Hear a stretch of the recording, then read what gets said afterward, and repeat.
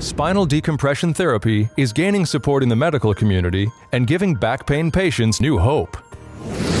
In very simple terms, during spinal decompression therapy, a patient reclines and a gentle pull, calculated specifically for that individual patient, works in an effort to relieve pressure between discs and allow the back to begin a natural healing process. It wasn't painful at all. It was very comforting. I felt, in the pulling just kind of helped ease some of the pain, ease some of the pressure that was going on. So I always looked forward to getting on the machine. After the treatment, I really missed coming and being treated like I was at a spa. The treatment was very comfortable and it was very relaxing. At the end of some of the treatments, you felt like you had been through a good workout, like you had gone to the gym and worked out.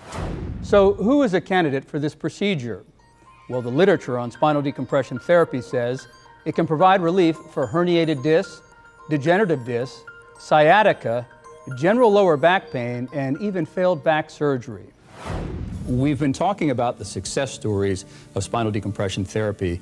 Let's talk about the science behind it and exactly how it works. Before we talk about the science behind it, let's review the anatomy of what we're trying to fix.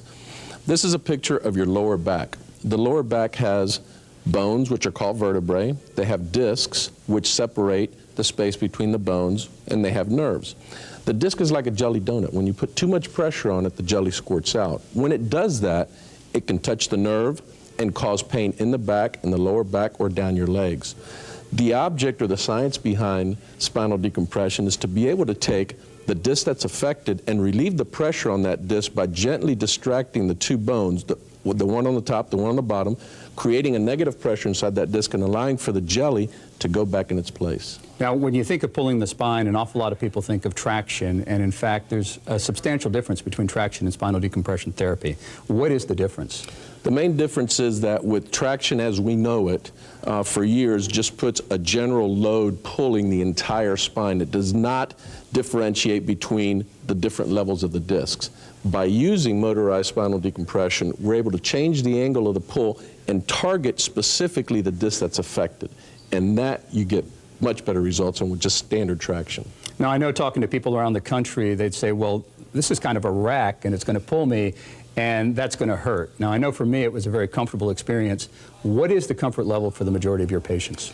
My patients, when they come in, are a little apprehensive the first time that they get on the machine. Once they get on it, they all react the same way. There is an immediate sense of relief once the machine starts to pull, and they look at you and go, my pain's gone. After that, it's just a matter of they get comfortable with it, and the majority of them sleep through the procedure. If you're suffering from back or neck pain, I encourage you to contact your local spinal decompression doctor and at the very least do the basic research to see if you're a candidate for this emerging treatment.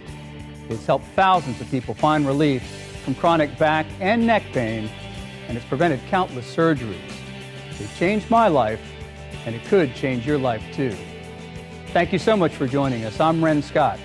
Good luck and be well.